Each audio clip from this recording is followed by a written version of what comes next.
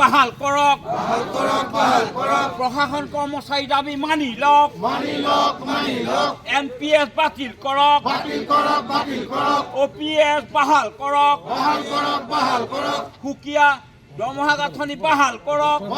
জিলা প্ৰশাসন কৰ্মচাৰী সন্থাই যি আন্দোলনৰ কাৰ্যসূচী ঘোষণা কৰিছে 8 আৰু 9 তাৰিখে সভাত্মক অসহযোগ আন্দোলন, এই কাৰ্যসূচীৰ লগত সংগতি ৰাখি আমি শোণিতপুৰ জিলা প্ৰশাসন কৰ্মচাৰী সন্থাও আজিয়ে আমি আন্দোলন কৰিছোঁ। আমাৰ যি সন্থাৰ যি কৰ্মচাৰী আছে আজি আৰু কাইলৈ আমি সভাত্মকভাৱে অসহযোগ আন্দোলন পালন কৰিম। যিহেতু আমাৰ মূলতঃ আমাৰ বিভিন্ন দাবীবিলাক আমি গভৰ্ণমেণ্টৰ ঘৰত বা মাননীয় মুখ্যমন্ত্ৰী মহোদয়ৰ ওচৰত স্থাপন কৰি আছোঁ বা গভৰ্ণমেণ্টে আমাক বিভিন্ন ধৰণে আমাক এই দাবীবিলাক মীমাংসা কৰা নাই। তেওঁলোকে আলোচনা কৰি আছে, কিন্তু হয়তো আমাৰ দাবীবিলাক এতিয়াও মীমাংসা হোৱা নাই। তাৰ প্ৰতিবাদত আজি আৰু কাইলৈ আমি আন্দোলন কাৰ্যসূচী কৰিছোঁ।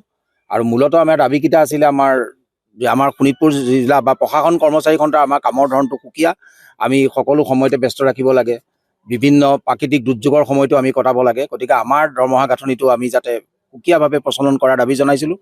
আৰু NPS যিটো ভয়াৱহ আইনখন সেইখন বাতিল কৰাৰ বাবে আমি আমাৰ দাবী আছে।